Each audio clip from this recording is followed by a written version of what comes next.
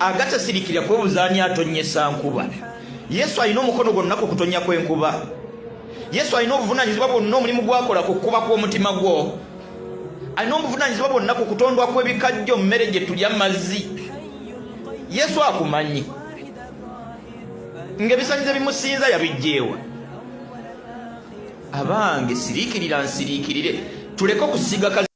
Mbalamusizaako nnyo bassebo ne bannyabo mu linnya lya Mukama waffe Yesu Kristo omwana wa Katonda omulamu. Nsaba muntagingire buli musiraamu yenna be mumanyi bonna abakuba enkyakaali naddala nga bawakanya Mukama waffe Yesu Kristo okuba Mukama era okuba omulokozi w'obulamu bwabwe. Ekisookera ddala basiraamu muyina ekizibu kinene, mukola ensobi okulowooza nti bwe mwogera ku Isa wa Qur'an muba mutegeeza Yesu Kristo wa Bayibuli. Nze awo ndaba ensobi yammwe nnene. Waliwo enjawulo nnene wakati wa Yesu Kristo owa Bayibuli oba gwe bayita Yasuuhu mu Luwarabu ne Isa. Kati Isa musajja wattu era muli baddembe obutamusinza kubanga talina kyali. Kati bwe twogera ku Yesu Kristo oba Yasuuhu al-Mashiach Yesu Kristo w'eŋŋamba wa Bayibuli, ono wa Bayibuli gwe njogerako temuleetanga Isa nate. Kaakati wuliriza bulungi. Sheeka abuuza, Yesu ono ddala ddala alina obuyinza okutonyesa enkuba?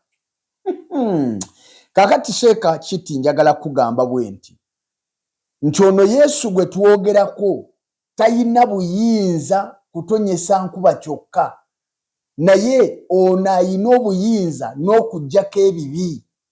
Kati omuntu alina obuyinza okuggyako ebibi, alina obusobozi okuggyako ebibi, toyinza kugamba nti tasobola kutonyesa nkuba okuggyako nga gw'olina ekizibu. Matayo essuula ey'omwenda olunya olw'omukaaga Bayibuli egamba nti mutegeere leero nga nnina obuyinza okuggyako ebibi. Kyovula Muhammadi bwe yagaana okumukkiriza yafa n'ebibi bye ne leero mwe mumusabira. Allahumma salli Muhammadi, ayi Allah saasira Muhammadi wa ala alihi, n'abenjuye nabo basaasire. Abasiraamu babo bwe mulaba bayina ebibi, bayina ebibi. Obalaba kwebikkira buyibuyi naye bayina ebibi.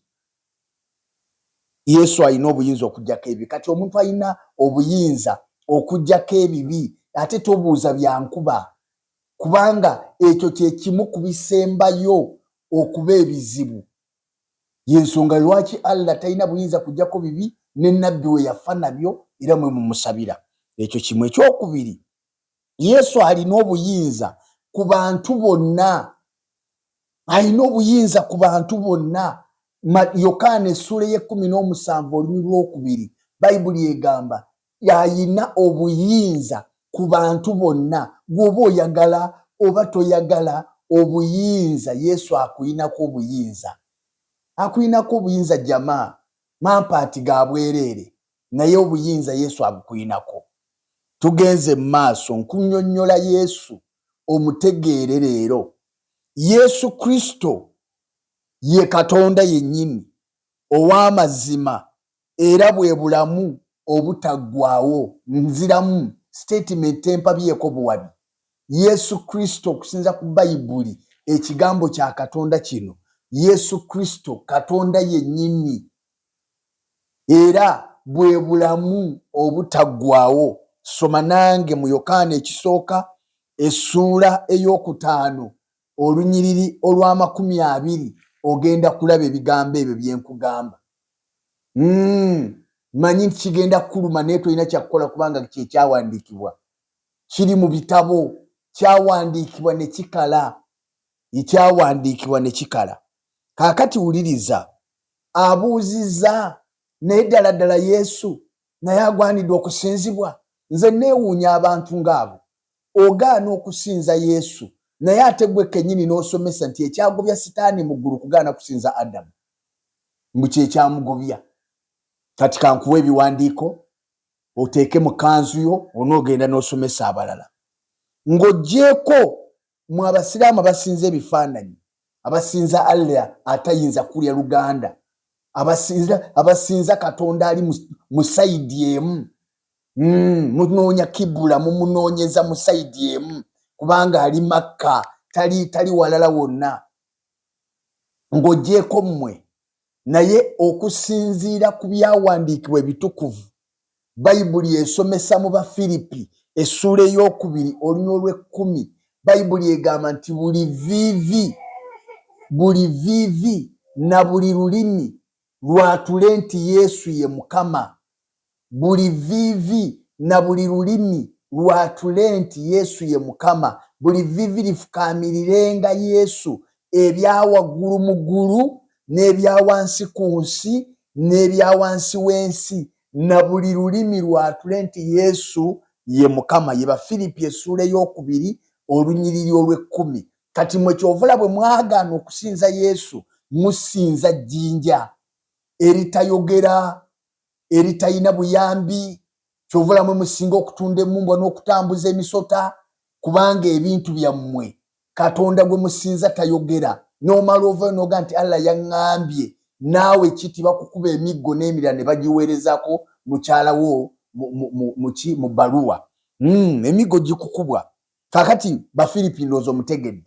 Buli viivi lirina kufukaamirira Yesu, ebya waggulu mu ggulu, ebya wansi mu nsi n'ebya wansi w'ensi, na buli lulimi lulina okwatula nti Yesu ye Mukama, Katonda Kitaffe alyoke aweebwe ekitiibwa. Kakati wuliriza bulungi. Bwe kiti agamba nti tosinza Yesu mpozi nga ne mu ggulu togenda era nga bw'otagenda.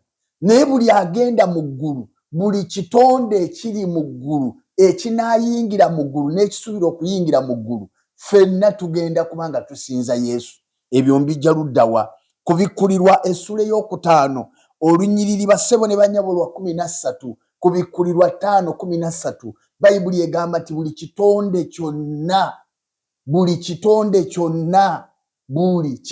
kyonna kisinza Yesu ku bitonde byonna ebiri mu ggulu. Buli kitonde kyonna kisinza Yesu ku ebyo ebitonde byonna ebiri mu ggulu. Ekyo ndowooza okitegedde. Kati bw'obanga gwe togende mu ggulu, gw'oba ogaana okusinza Yesu.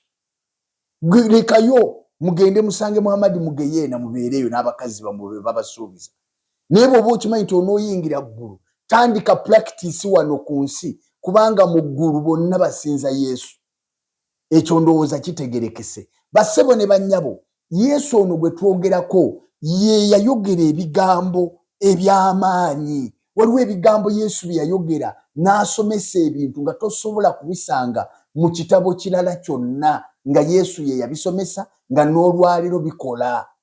Ne bw'oba omuwakanyi obikola.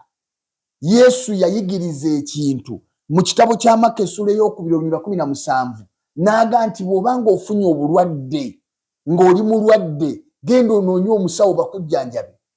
Ekyo Yesu yakisomesa, yasomesa nti bw'obanga oli mulwadde noonya omusawo akujjanjabe. Yaga nti omulwadde yeetaaga omusawo.